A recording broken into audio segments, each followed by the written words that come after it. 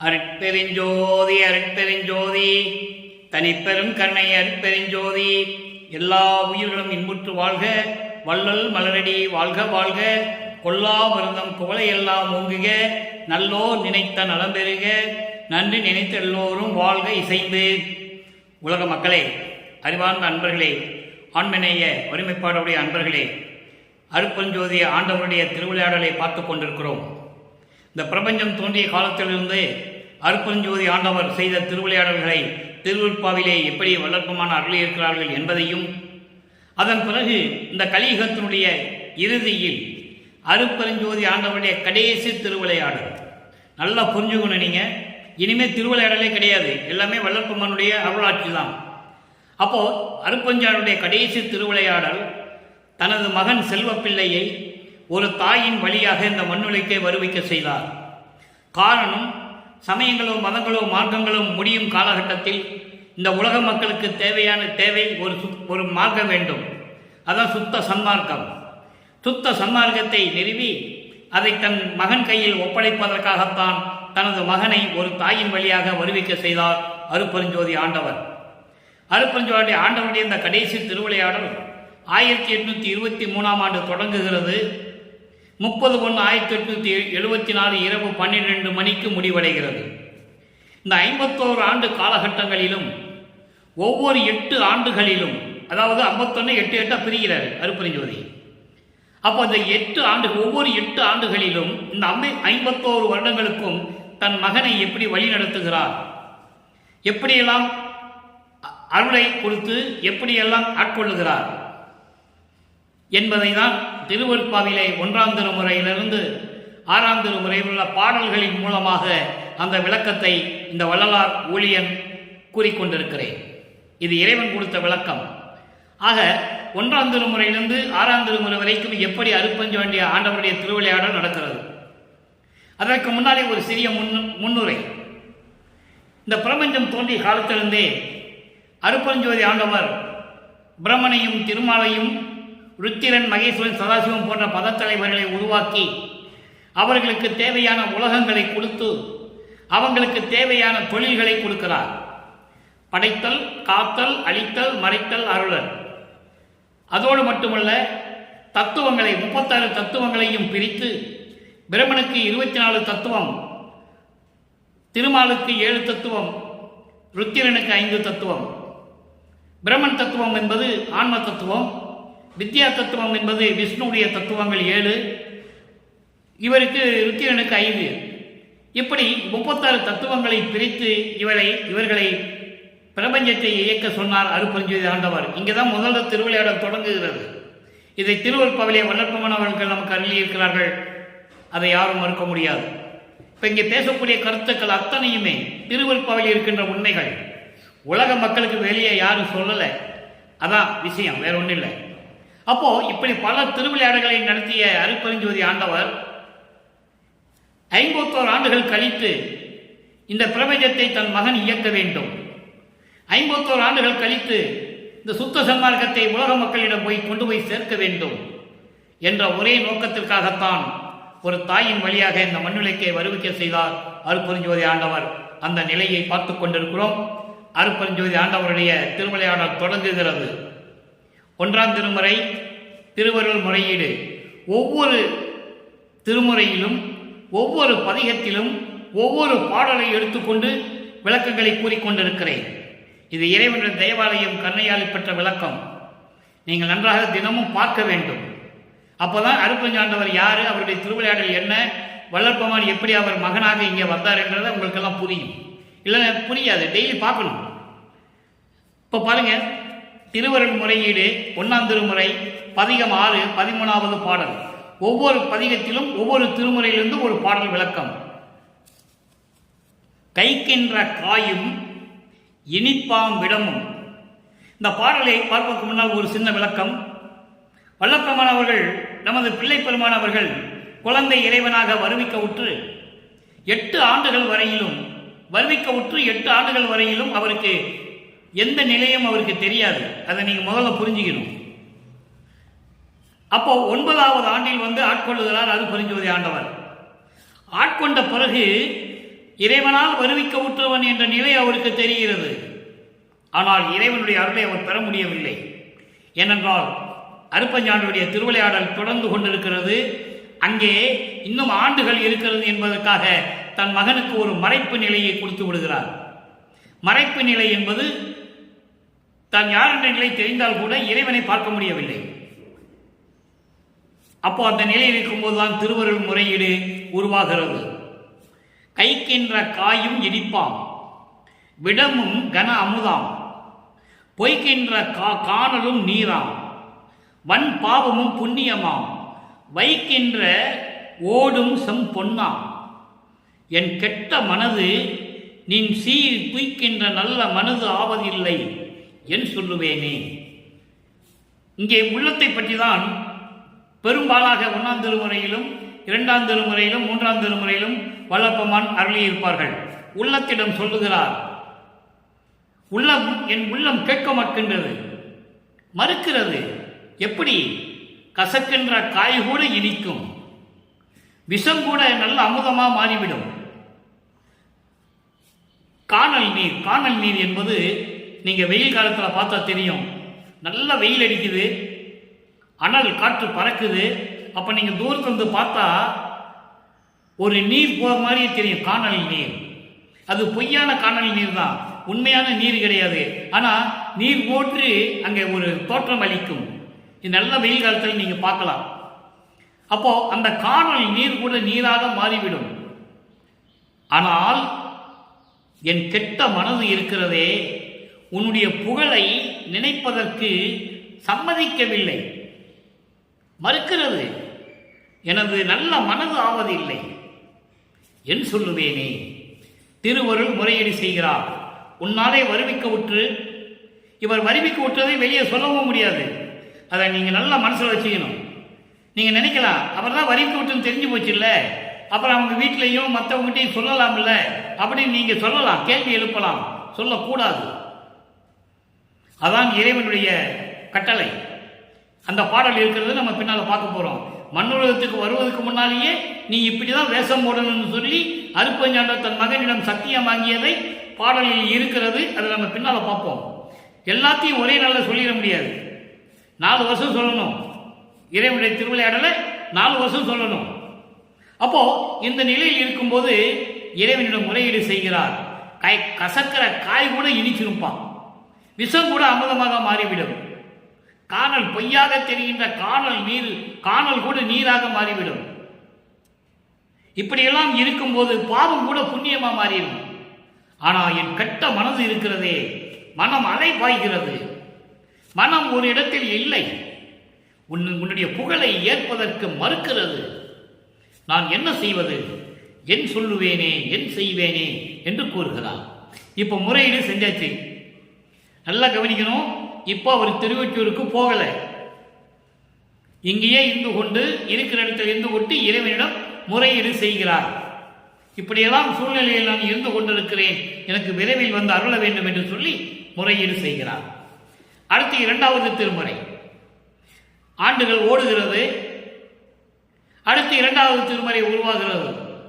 2வது திருமுறை என்பது 16வது ஆண்டிலிருந்து 24 ஆண்டுகளுக்குள் நடப்பது. இப்ப நல்லா கவனிங்க. அதில் அருள் நாம விளக்கம் என்ற ஒரு பதிகம், 2வது பதிகம். ஏற்கனவே ஒரு பதிகத்தில் புண்ணிய விளக்கத்தை பார்த்துட்டோம். மனசு அலைபாயும், நீ ஏன் அங்கே எங்கே ஓடிட்டு இருக்க, சிவாய நம்ம சொல்லி நீ திருநீறு பூசிக்கோன்னு சொல்லுவார், உள்ளத்திடம் சொல்லுவார். காரணம் 10 பாடல்களிலும் அப்படிதான் சொல்லுவார். அந்த காலகட்டங்களில் சமயங்களும் மதங்களும் மார்க்கங்களும் சூழ்ந்திருந்த காலகட்டங்களில் உலகியல் அப்படிதான் நடந்தது. வீட்டில் சரியா தூக்கம் வரலன்னு சொன்னா சொல்லுவாங்க பெரியவங்க, திருநீர் பூசிக்கிட்டு படுங்கன்னு சொல்லுவாங்க.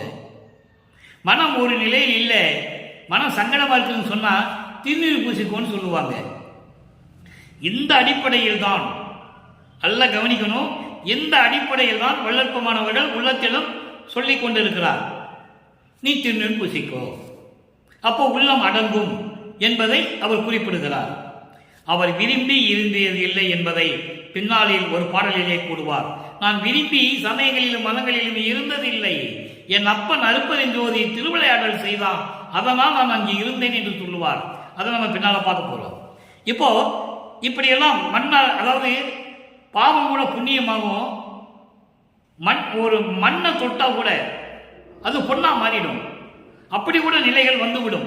ஆனால் என் மனது வந்து கேட்க மாட்டேன்து. உன்னுடைய புகழை சொல்வதற்கு என் மனம் மறுக்கிறது. மனம் ஒரு நிலையில் இல்லை. நான் என்ன செய்வேனே, என்ன சொல்லுவேனே என்று சொல்லி இந்த பாடலை அறிவித்தார். இப்போ அருள் நாம விளக்கம். அருள் நாம விளக்கம் என்பது இறைவனுடைய பெயரை விளக்கி சொல்லுவது. நல்லா கவனிச்சிக்கணும். இறைவனை எப்படி கூப்பிட்டாங்க? பிரபஞ்சம் தோன்றிய காலத்திலிருந்தே சைவ சமயத்தை சேர்ந்தவர்கள் சிவபெருமான் என்றார்கள், ஈஸ்வரன் என்றார்கள், பிச்சாண்டி என்றார்கள், நடராஜன் என்றார்கள், தியாகராஜ பெருமான் என்றார்கள், சொக்கநாதன் என்றார்கள், சுந்தர மகாலிங்கம் என்று சொன்னார்கள். இப்படி பல பெயர்களை அழைத்துக் கொண்டிருந்தார்கள் சைவ சமயத்தை சேர்ந்தவர்கள். அதன் பிறகு சண்முகம் என்ற ஒரு தத்துவத்தை, சுப்பிரமணிய தத்துவத்தை ஒரு மகனாக நெற்றிக்கண்ணிலிருந்தே வருவிக்க விட்ட பிறகு கௌபாரம் உதயமானது. கௌபாரம் சமயம் தொடங்கியது. அவங்களும் திருநீர் பூசினாங்க. அதே மாதிரி வைஷ்ணவ சமயத்தை சேர்ந்தவர்கள் அவங்களுக்கு என்ன குறியீடு? ஒத்த நாமம் போடுவாங்க, சந்தன நாமம் போடுவாங்க, பட்ட நாமம், கொண்டி நாமம், வடகலை, தென்கலை, இப்படின்னு பல பிரிவுகள். இதெல்லாம் தேவையில்லை என்பதற்காகத்தான் வல்லப்பெருமான் வருவிக்க விட்டார் என்பதை நம்ம பின்னால பார்க்க போறோம். இப்போ இந்த பாடல மட்டும் அருள்நாம விளக்கம் எப்படி சொல்றாரு? இரண்டாவது பாடல் உள்ளத்திடம் சொல்லுகிறார். மனம் என்றால் மனம் ஒரு நிலையில் இல்லை. அதை மட்டும் நீங்க நல்லா மனசுல வச்சுக்கணும். அப்ப அந்த மனம் ஒரு நிலை இல்லை என்பது எப்படி சொல்லுகிறார்? உள்ளத்திடம் தவமதி இன்றியவன் மங்கையர் முயற்கால் தருமம் இன்று வஞ்சகர் கடும் சார்பால் இவ்வகையால் வருந்தூரில் என்ன? 3 வரி. இந்த 3 வரிக்கு பொருள் சொல்ற, அப்புறம் மீதி. அதாவது எந்த விதமான தவமும் செய்யாமல், இறைவனை பற்றி நினைக்காமல் உள்ளத்திடம் சொல்லுகிறார், நீ மனம் ஒரு நிலையில் இருப்பதில்லை. என் நெஞ்சமே, மனமே, உள்ளத்தை சொல்லுகிறார், நீ ஒரு நிலையில் இருப்பதில்லை.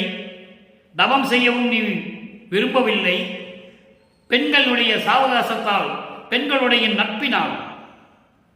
மட்பினால் வஞ்சகர்கள் செய்கின்ற தீய செயல்களிலே மாட்டிக்கொண்டு தர்மத்தை இழந்து விட்டாய். தர்மத்தை இழந்து விட்டாய். இப்போ அதை நினைத்து வருந்தி என்ன பயன்? எதற்காக வருந்துகிறாய் என்று கேட்கிறார். அதை சொல்றாரே, தவமின்றி இவன் மங்கையர் முயற்கால், பெண்களுடைய நட்பினால் காரணத்தினால் இப்பொழுது வஞ்சகர்களுடைய மாட்டிக்கொண்டாய், காமத்தில் மாட்டிக்கொண்டாய் என்று சொல்லுகிறார். காமத்தில் மாட்டிக்கொண்டால் அங்கே தர்மம் வெல்லாது, நியாயம் செத்துவிடும், இறந்துவிடும், யாரும் ஏற்றுக்க மாட்டாங்க. அப்ப மனமே, நீ அந்த நிலையில் இருந்து கொண்டிருக்கிறாய். இப்போ இதையெல்லாம் நினைத்து வருந்துவதில் என்ன பயன்? எதற்காக வருந்துகிறாய்?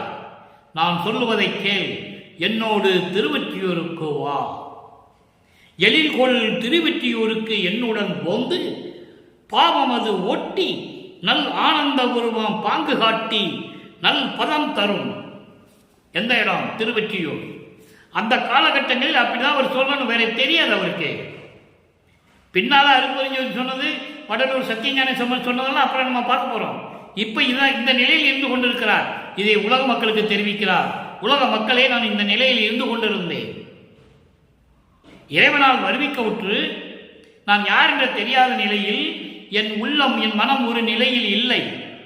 அப்ப உள்ளம் என்ன பண்ணுகிறது? காமத்தை தேடி சொல்லுகிறது. தவம் இருப்பதில்லை, இறைவனை நினைத்து ஒரு இடத்தில் இருப்பதில்லை. காமத்தை, பெண்கள் மீது காமம் கொண்டு சென்று கொண்டிருக்கிறது. இதனால் வஞ்சகர்களிடம் சிக்கிக் கொண்டு மாட்டிக்கொண்டிருக்கிறது. அங்கே தர்மம் செத்து விட்டது, நியாயம் பலிக்கவில்லை. இப்போ அதை நினைத்து என்ன பயன் எனது மனமே என்று சொல்லுகிறார். என்னோடு திருவொற்றியூருக்கு வா. அங்கே வந்தால் பிறவி துன்பம் போய்விடும். எப்படி சொல்றார் பாருங்க, பிறவி துன்பம் போய்விடும். ஆனந்த உருவான இறைவன் பிடிய அந்த உருவத்தை நீ பார்க்கலாம். அங்கே அடியார்கள் ஒன்று சேர்ந்து இறைவனை எப்படி போற்றுகிறார்கள், மகிழ்ச்சியோடு இருக்கிறார்கள் என்றால் ஓம் சிவசண்முக. நல்லா கவனிக்கணும், இங்கே சண்முகன் சொல்றார். சண்முகம் என்பது ஒரு தத்துவம், தத்துவத்தை கொண்டவன். சண்முக தத்துவத்தை கொண்டவன் ஈஸ்வரன், சிவபெருமான், தியாகராஜ பெருமான், நடராஜன், நீங்க யாரை வேணா சொல்லலாம். ஆனால் அருட்பெருஞ்சோதி சொல்ல முடியாது.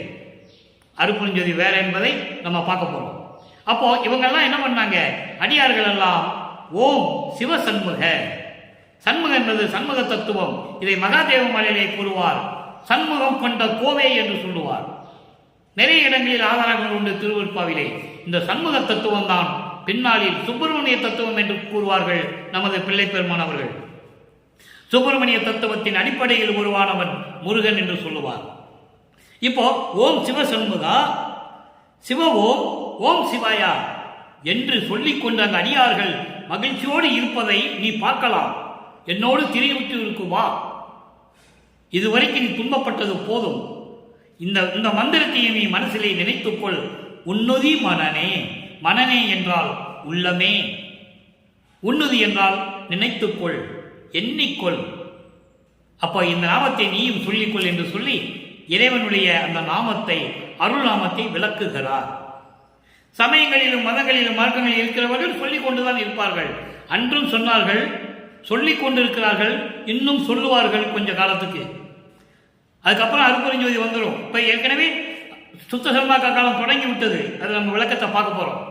இப்போ அந்த நிலையில் இருக்கும்போது அருட்பெருஞ்சாண்டவருடைய திருவிளையாடலில் வல்லப்பமானவர்களுக்கு, நமது பிள்ளை பெருமானவர்களுக்கு 24 ஆண்டுகளுக்குள் இருக்கும்போது இந்த நிலை உருவாகிறது. அதை நீங்க நல்லா புரிஞ்சுக்கணும். ஒரு பொருளை, ஒரு நிகழ்ச்சியை பொய் என்று சொல்ல வேண்டும். ஒரு காரியத்தை இது பொய்யானது என்று சொல்ல வேண்டும். அப்போ அவன் அந்த காரியத்தில் ஈடுபட்டு கொண்டு அந்த அனுபவத்தை பெற்றுக்கொண்டு சொல்ல வேண்டும். இதான் கான்செப்ட்.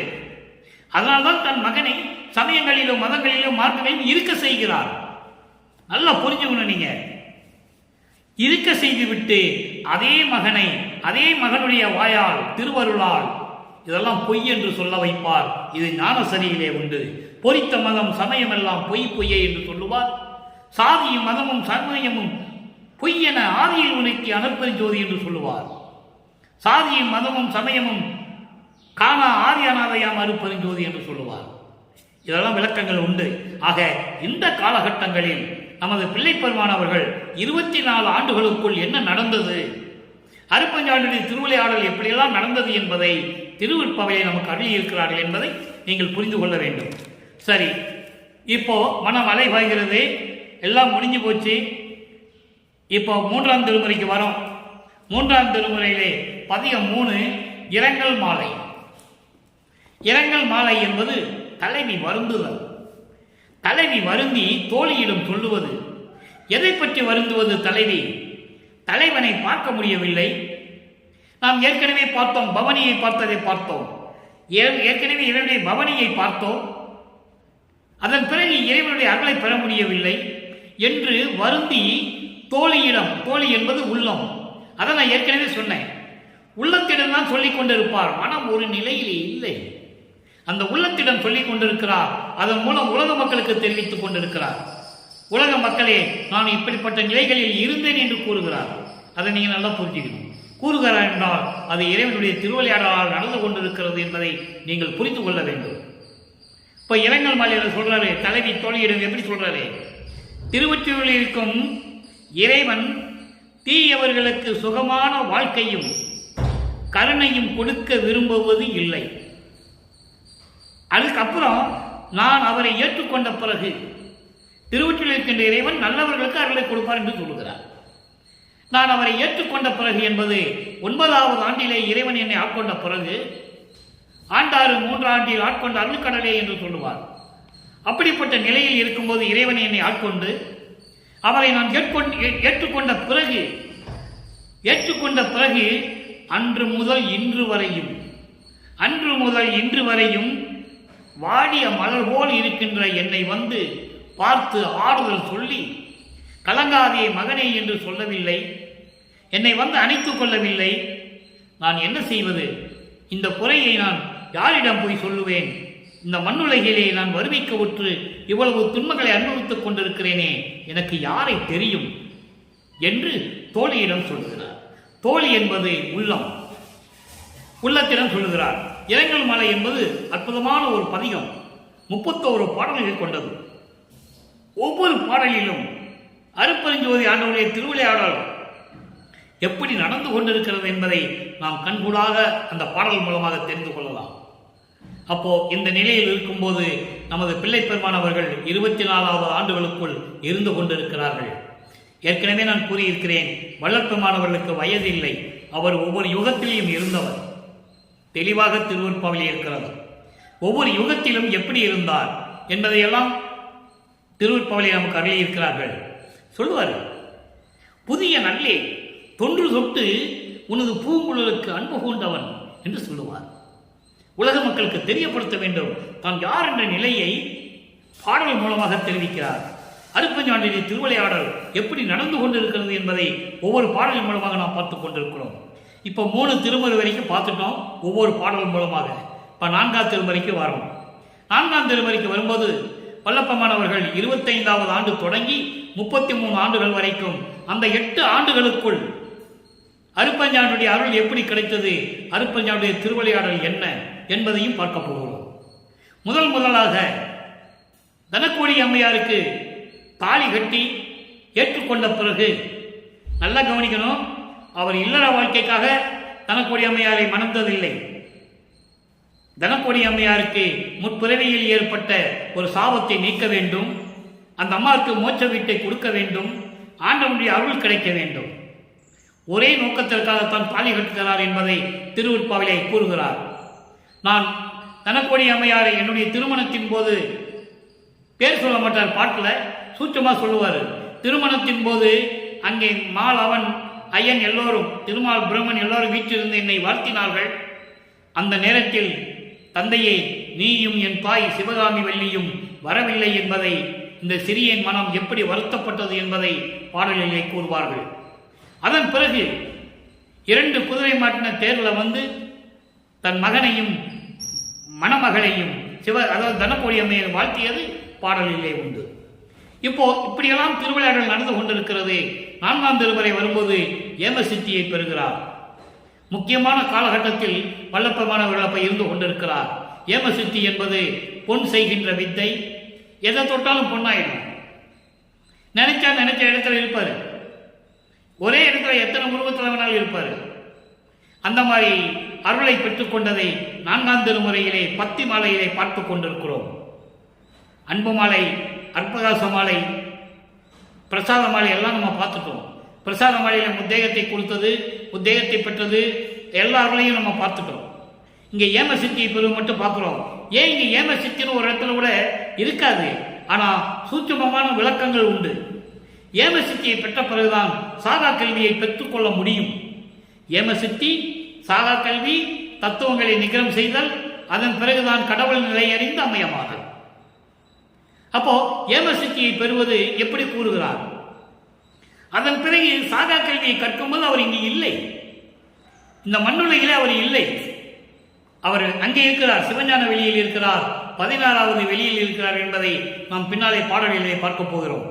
அங்கதான் சாகா கல்வி கத்துட்டு இருக்காரு. அப்ப அங்க சாகா கல்வியை கொடுத்து சொல்லி கொடுத்துருக்கும் போது அருட்பெருஞ்சாண்டர் மகனுக்கு சாகா கல்வி சொல்லி கொடுக்கும் போது அங்கே இந்திரன் பிரம்மன் திருமாலாம் எப்படி இருந்தார்கள் என்பதை நான் ஏற்கனவே விளக்கம் கொடுத்திருக்கிறேன். அந்த நிலை வரும்போது மீண்டும் ஒரு விளக்கம் தர காத்திருக்கிறேன்.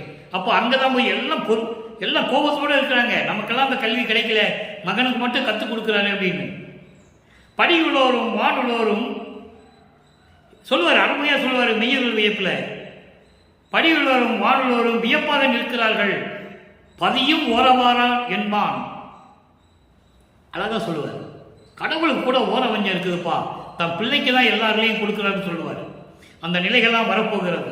இப்போ இந்த பாடலிலே பத்தி மாலையிலே 4ஆம் திருமுறை 5வது பதிகம் பத்தி மாலை 3வது பாடல் ஏமசித்தி பெறக்கூடிய அந்த அருள் கொடையை எப்படி பெறுகிறார்?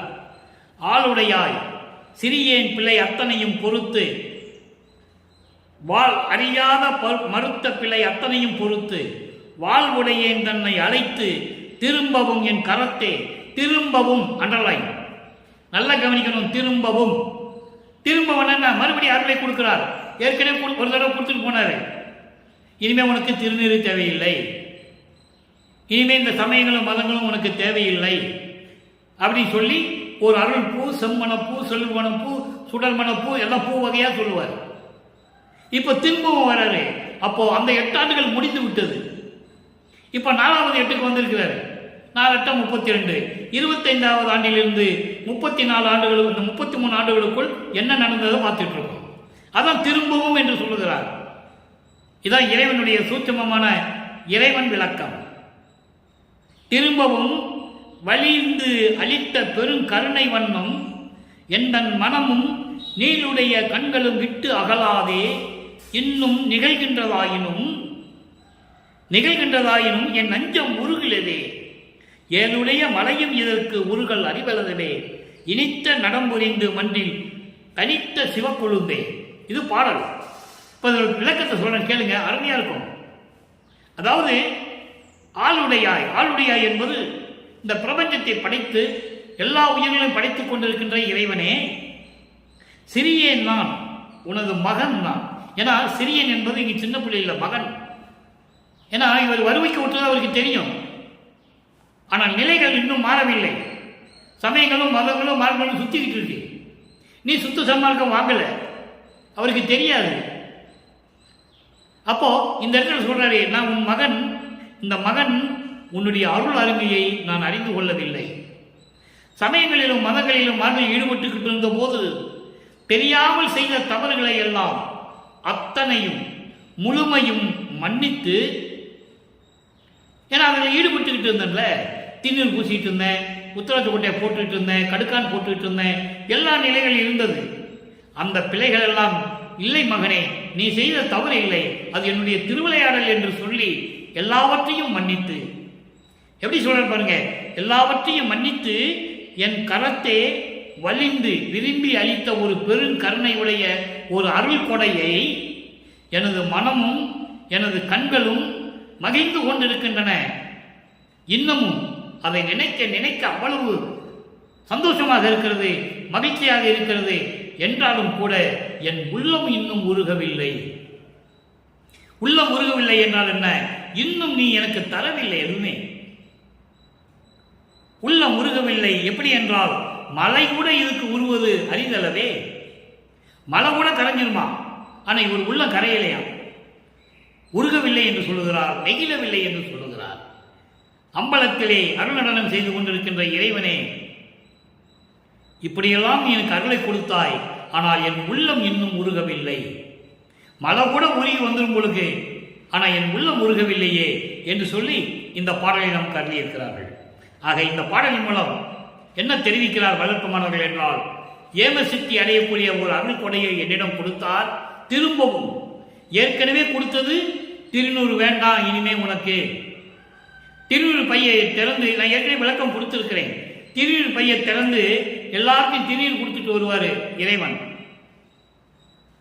தியாகராஜ பெருமானு திருநீர் பையை திறந்து ஒரு அடியார் வேளத்தில் எல்லாருக்கும் திருநீர் கொடுத்துட்டு வராரு. ஆனால் இவர் இறைவன் என்றது இவருக்கு மட்டும்தான் தெரியும், மற்றவங்களுக்கு தெரியாது. ஏதோ ஒரு பெரிய சாமியார் போலுக்கு திருநீர் கொடுக்குறாரு சொல்லி எல்லாம் திருநீர் வாங்குறாங்க, கை நீட்டி வாங்குறாங்க. இவரும் கை நீட்டுறாரு.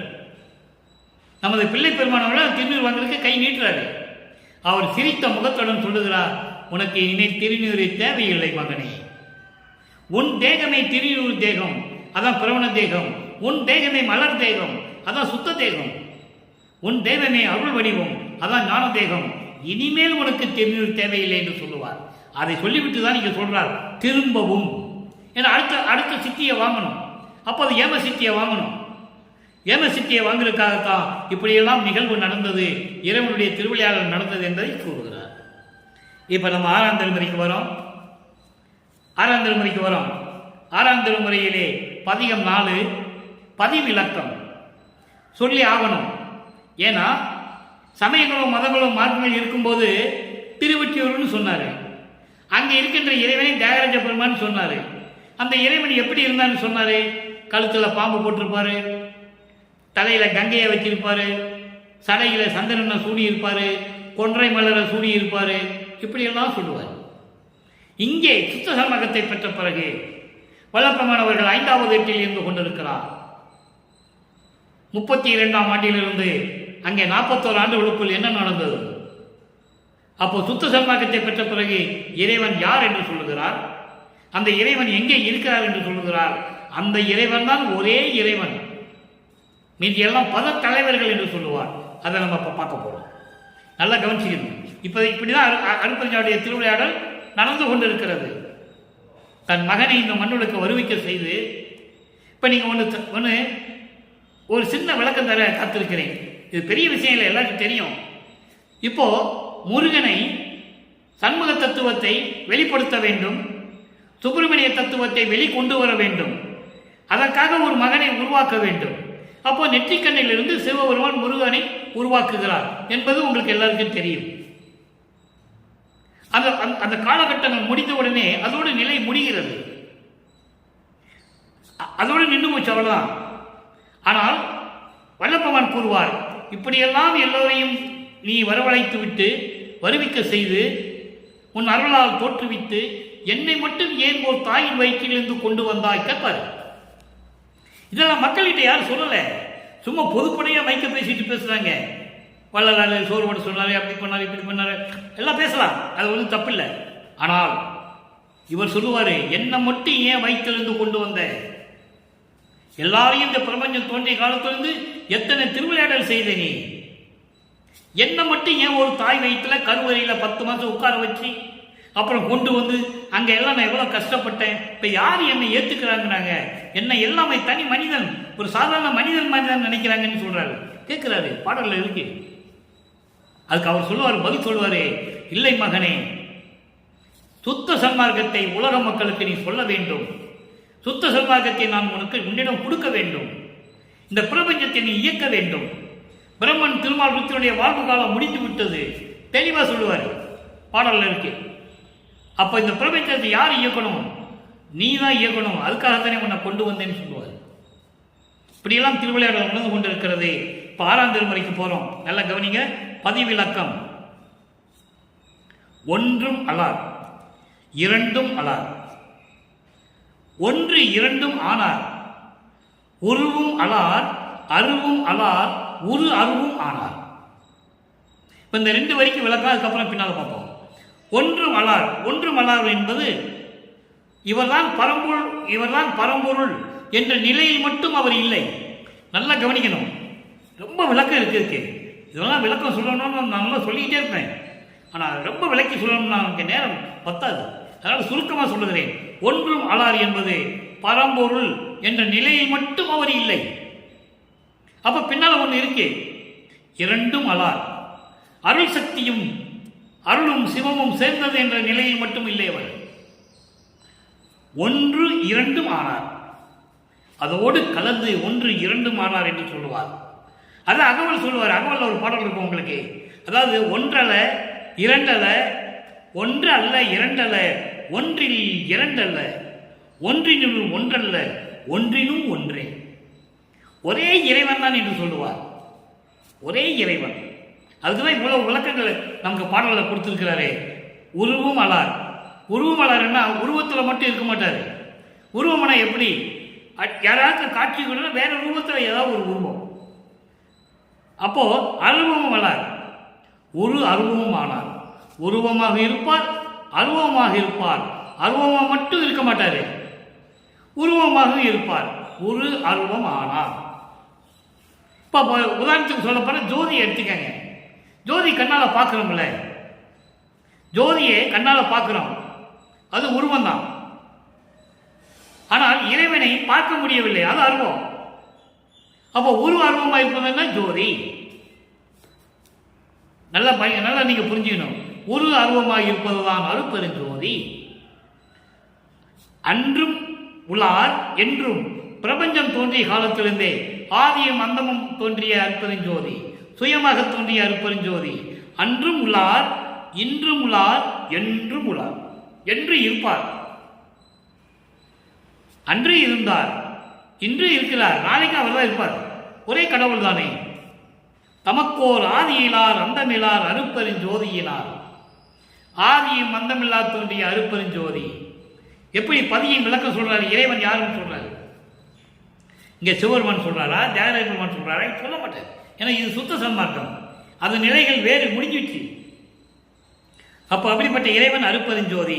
அடுத்து சொல்றாரு பாருங்க, என்று கனல் மதி அகத்தும் புறத்தும் விளங்கிடுவார். என்று என்பது சூரியன். கனல் என்பது அக்கினி, மதி என்பது சந்திரன். இந்த மூன்றுமே ஒளிப்பொருள்கள். இவருடைய அகத்திலும் புறத்திலும் இருப்பார். அண்டங்களிலே அகம் என்பது அக்கினி, அகப்புறம் என்பது சூரியன், புறம் என்பது சந்திரன், புறப்புறம் என்பது நட்சத்திரங்கள். இப்படி ஒளி அளிக்கக்கூடிய அத்தனை கூட்டங்களுக்கும் தலைவன் யார்? அருட்பெருஞ்சோதி. அருட்பெருஞ்சோதி தான் ஒளி கொடுக்கணும். அக்னிக்கு சரி, சூரியனுக்கு சரி, சந்திரனுக்கு சரி, நட்சத்திரங்களுக்கு சரி. அதான் சொல்லுவார், அகத்தும் புறத்தும் விளங்கிடுவார். அதே போல பிண்டங்களிலும் நாம் எடுத்துக்கலாம். பிண்டங்களை தனி விளக்கம் அது. பிண்டத்திலே அகம் என்பது ஆன்மா, அகப்புறம் என்பது ஜீவன், புறம் என்பது அந்த கரணங்கள், புறப்புறம் என்பது ஐம்பொறிகள், கண், காது, வாக்கு, மூக்கு, மெய், இப்படியெல்லாம் வரும். இவை யாவும் இல்லார் யாவும் உள்ளார். அதாவது தனக்கென்று எதுவும் இல்லை அவருக்கு. அதை யாவும் இல்லார். யாவும் இல்லார் என்பது தனக்கென்று எதுவும் இல்லை அவருக்கு. யாவும் உள்ளார், எல்லா இடத்திலையும் உள்ளார். யாவும் அலார், யாவும் ஒன்று உருதாம் ஆகி நின்றார். எல்லாவற்றையும் கூடி ஒன்றாக இருந்து கொண்டிருக்கிறார். பிரிவு இல்லாமல் ஒன்றாக இருந்து கொண்டிருக்கிறார். அவர் யார் என்றால் திருச்சிற்றம்பலத்தே ஓங்குகின்ற தனி கடவுள் ஒருவர் உண்டே.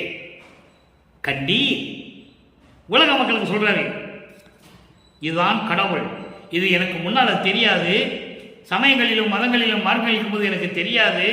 எனக்கு எங்க அப்பா அருட்பெருஞ்சோதியார் காட்டலை, விளக்கி சொல்லலை. சுத்த சன்மார்க்கத்தை கொடுத்த பிறகு இதெல்லாம் சொன்னாரு. இறைவன் ஒருவன் என்று அறிந்து கொண்டே. அவர் தான் அருட்பெருஞ்சோதி, தனி கடவுள். நல்லா கவனிக்கணும் நீங்க. கடவுள்னு சொல்லலை, தனி கடவுள். ஏன்னா இந்த பிரபஞ்சம் தோண்டிய காலத்தில் எல்லாரையும் கடவுள்ன்றாங்க, எல்லாரையும் கடவுள்ன்றாங்கல்ல. அதனால இங்கே அதை தனி கடவுள் என்று சொல்லுகிறார். கடவுள்களுக்கெல்லாம் கடவுள். பிரம்மன், திருமாலெல்லாம் கடவுள்னு சொல்றாங்கல்ல, அந்த கடவுளுக்கெல்லாம் கடவுள் ஒருத்தர் இருக்காரு, ஒருவர் உண்டே கண்டீர் என்று சொல்லுகிறார். அடுத்து பாருங்க, முறையீடு. அங்கே திருவருள் முறையீடு எப்படி இருந்தது? சமயங்களிலும் மதங்களிலும் மார்க்கங்களிலும் இருக்கும்போது, தான் யார் என்று தெரியாத நிலையில் இருக்கும்போது இறைவன் திருவருள் முறையீடுல செய்கிற வளர்ப்பமான். சுத்த சன்மார்க்கத்தை பெற்ற பிறகு முறையீடு எப்படி இருக்கு? நல்லா கவனிங்க. கற்கு முறை கற்று அறியேன். அப்பதான் இவர் சுத்த சன்மார்க்கத்தோட என்ட்ரி ஆகிறாரு, உள்ள நுழைகிறாரு. அப்ப இறைவனோட முறையீடு செய்கிறார் தந்தையிடம். கற்கு முறை கற்று அறியேன், கற்பன கற்று அறிந்த கருத்தர் திருக்கூட்டத்தில் கழித்திருக்க அறியேன். சாகா கல்வியை கற்கும் முறையை எனக்கு தெரியாது. நான் எப்படி கற்றுக்கொள்ளணும் கூட எனக்கு தெரியாது. பல நூல்களை கற்றறிந்த அறிஞர்களுடைய கூட்டத்தில் கூட நான் இருக்க விரும்பியதில்லை. என்னால் உன்னை தான் நினைத்துக் கொண்டிருக்கிறேன். மற்றவர்கள் எனக்கு தேவையில்லை என்ற நிலையில் இருந்து கொண்டிருந்தேன். அதோடு மட்டுமல்ல, நிற்கும் நிலை நின்று அறியே. நிற்கும் நிலை நின்று அறியே. மரணம் இல்லாமல் இருப்பது எப்படி? அதான் நிற்கும் நிலை. மரணம் இல்லாமல் நிற்பது எப்படி? மரணத்தை தவிர்ப்பது எப்படி? மரணத்தை ஓட்டுவது எப்படி என்று அறியாத நிலையில் நான் இருந்தேன். அப்போ சுத்த சன்மார்க்கத்துக்கு வந்தாதான் மரணமில்லா பெருவாழ்வு கிடைக்கும். நல்லா புரிஞ்சுக்கணும். நீங்க சமயங்களையும் மதங்களையும் மரங்களை சார்ந்திருந்தா மீண்டும் பிறக்கணும். உங்களுக்கு பிறவி உண்டு. சுத்த சன்மார்க்கத்தில் இருந்தால் பிறவி இல்லை. இறைவனுடைய திருவடி தான், நேரடியாக போய் சேர்ந்துக்கலாம். அதுக்கப்புறம் சொல்றாரு, நிற்கும் நிலை நின்று அறியேன், நின்றாரில் நடித்தேன். நின்றாரில் நடித்தேன் என்பது அதுபோல நான் நடித்தேன். நானும் மரணத்தை வெல்லுவேன் என்று நான் நடித்துக் கொண்டிருக்கிறேன். இப்பதான் சுத்த சன்மார்க்கத்தில் உள்ள வராரு, அப்படி முறையீடு செய்கிறார். அடுத்து பாருங்க, நெடும் காமம் பெருங்கடலை நீந்தும் வகை அறியேன். காம கடலை நீந்துவதற்கு எனக்கு எந்த வழி என்று தெரியவில்லை. காமம் என்பது கொடும் காமம் என்று பெயர், பெரு விருப்பம். அந்த காம கடலை என்னால் நீந்தக்கூடிய வகை எனக்கு தெரியவில்லை. இதே அங்கே சொல்லுவார். சமயங்களிலும் மதங்கள் இருக்கும்போது மனதிடம் என்ன சொல்லுவார்? தவம் இல்லாம மனம் இல்லாம பெண்கள் கையிலே சிக்கிக்கொண்டு வஞ்சகர்களுடைய தீய செயலில் ஈடுபட்டு கொண்டு மாட்டிக்கொண்டாயே மனமே என்று சொல்லுவார். அதற்கு சுத்த சன்மார்க்கத்தை பெற்ற பிறகு இந்த பாடலிலே சொல்லுகிறார், காமக்கடலை நாம் கடக்க வேண்டும், அந்த வழிமுறையை நீ கற்றுத்தர வேண்டும் என்று சொல்லுவார். சற்குணமாம் சிற்குணமா மணிமன்றில் திருநடம்புரியும் திருவடியின் சென்னி மிசை சேர்க்க அறிவேனோ. இதெல்லாம் எனக்கு தெரியல. அப்படி இருக்கும்போது உன்னுடைய அருள் திருவடியை என் தலைமையில் வைப்பதற்கு என்ன வழி என்று எனக்கு தெரியுமா என்று சொல்லுகிறார். அதன் பிறகு சொல்லுகிறார், இல்குணம் செய்து உழல்கின்றேன். நல்ல வார்த்தை. இல்குணம் செய்து உழல்கின்றேன்.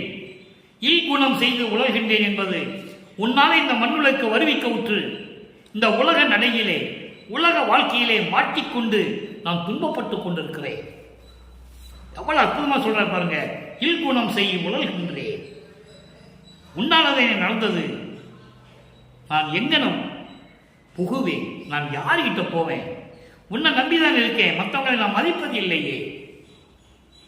தெளிவா சொல்வார்கள்.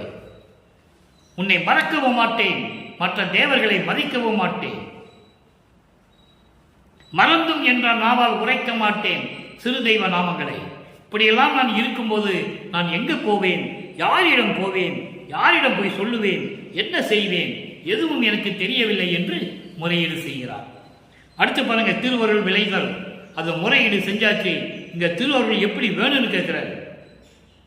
அது கேட்டாலும்ல, இல்லை உண்டு என்னும் இருமையும் கடந்து ஓர் இயற்கையில் நிறைந்த பேரின்பே. உண்டா இல்லையா என்ற நிலை இல்லாமல் இறைவன் உண்டா இல்லை என்ற கேள்வி எப்போதே எழுந்து கொண்டிருக்கிறது.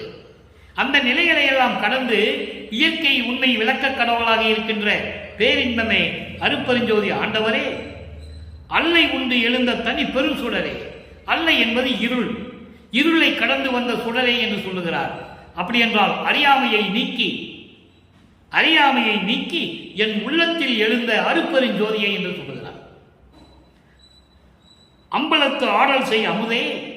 அம்பலத்திலே திருநடம் செய்து கொண்டிருக்கின்ற இறைவனே, வல்லை என்று அடியேன் துயரெல்லாம் தவிர்த்து வழங்குக. விரைந்து வந்து, வல்லை என்பது விரைந்து வந்து இந்த அடியேன் பட்ட துன்பங்களை, உன்னால் இந்த மண்ணுலைக்கு வருவிக்க விட்டு நான் பட்ட துன்பங்களை எல்லாம் நீக்கி எனக்கு அருளை கொடுக்க வேண்டும். எப்படி சொல்றார் பாருங்க. நானா விரும்பி இருந்தேன், நானா விரும்பி திருநூறு பூசினேன், நானா விரும்பி உத்தராட்ச கோட்டையை போட்டிருந்தேன், நானா கடுக்கன் போட்டேன். அன்னைக்கே நான் சொன்னேன்ல, கடுக்கன் போடும்போதே சொன்னேன்ல, இதை நான் கழட்ட மாட்டேன், நீ தான் வந்து கழட்டணும்னு சொன்னேன்ல. அப்ப நீ திருவிழா வந்து கலட்டினேன், அதெல்லாம் உன்னுடைய திருவிளையாடல், இப்படியெல்லாம் சொல்லுவார். அப்போ இப்படியெல்லாம் திருவிளையாடல் நடந்து கொண்டிருக்கும் போது நீ அருளை எனக்கு கொடுக்க வேண்டும். உன்னால் அதனை வருவிக்க விட்டேன், உன்னால் அதனை துன்பங்களை எல்லாம் பட்டுக் கொண்டிருக்கிறேன், இவற்றையெல்லாம் நீக்கி எனக்கு அருளை கொடுக்க வேண்டும். நீ அருளை கொடுப்பது தாமதமானால், நீ அருளை கொடுப்பது நல்லது, நான் இல்லைன்னு சொல்லலை. அருளை கேட்கிறேன், நீ கொடுக்கணும். ஆனால் அருளை கொடுத்து விட்டால் நல்லது. இன்னைக்கு இல்லை நாளைக்கு தான் கொடுப்பேன்னு சொன்னேன்னு வச்சுக்கேங்க, நான் உயிரோடு இருக்க மாட்டேன். எவ்வளோ அற்புதமாக சொல்கிறேன். சொல்லும் போதே உடம்பு பூரிப்படைகிறது. இன்னைக்கு நீ அருளை கொடுத்தே ஆகணும். இன்னைக்கு கொடுத்துட்டா நல்லது. அருள் வளங்கள் நல்லை, இன்னைக்கு கொடுத்துட்டா நல்லது. இன்றல்லது நாளை என்றிடலோ நான் உயிர் தரிக்கிறேன் அரசே.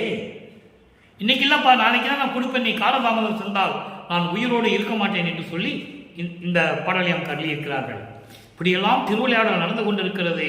கடைசியில் பாருங்க, 117வது பதிகம் ஞான மருந்து. எளிமையான விளக்கம், எளிமையான பாடல். சுத்த சன்மார்க்க மருந்து. மருந்து என்பது கடவுள். சுத்த சன்மார்க்க மருந்து. அப்ப சுத்த சன்மார்க்க கடவுள் யார்? அருட்பெருஞ்சோதி. சுத்த சன்மார்க்க கடவுள் அருட்பெருஞ்சோதி. அருட்பெருஞ்சோதி மலையிலே துளங்கும் மருந்து. அருட்பெருஞ்சோதி மலை எது? சிவஞான வெளி. அதான் 14வது நிலை. அதுதான் ஞானத்தில் ஞானம். சரியை கிரியை யோகம் 12 நிலைகள் கடந்தது. சமயங்களையும் மதங்களையும் மார்க்கங்களையும் கடந்தது. பன்மார்க்கம் கடந்தேன் என்று சின்னம்படி 12 மீது நின்று சின்னம்படி சொல்லுவார். சுத்த சன்மார்க்கம் மார்க்கமே என்று சின்னம்படி, சத்தியம் சொல்லுகின்றேன் சின்னம்படி நிறைய சொல்லுவார் வளர்க்கமானவர்கள். அப்போ அப்படிப்பட்ட இறைவன், சிவஞான வெளியிலே விளங்கிக் கொண்டிருக்கின்ற இறைவன், சித்து உருவான மருந்து, அருள் வல்லமைகளை கொண்ட இறைவன் என்னை, இந்த வரிதான் ரொம்ப முக்கியம், என்னை சித்தெல்லாம் செய்ய செய்வித்த மருந்து. நல்லா கவனிங்க, என்னை சித்தெல்லாம் செய்ய செய்வித்த மருந்து. என்னை இந்த பிரபஞ்சத்தை இயக்கும்படி எல்லா அருள்களையும் கொடுத்து எனக்கு அருளிய இறைவன் அருட்பெருஞ்சோதி. எவ்வளவு அற்புதமா சொல்ற பாருங்க. அப்போ இறைவன் பிரபஞ்சத்தை இயக்கிக் கொண்டிருக்கிறார் நமது வல்லப்பமானவர்கள்.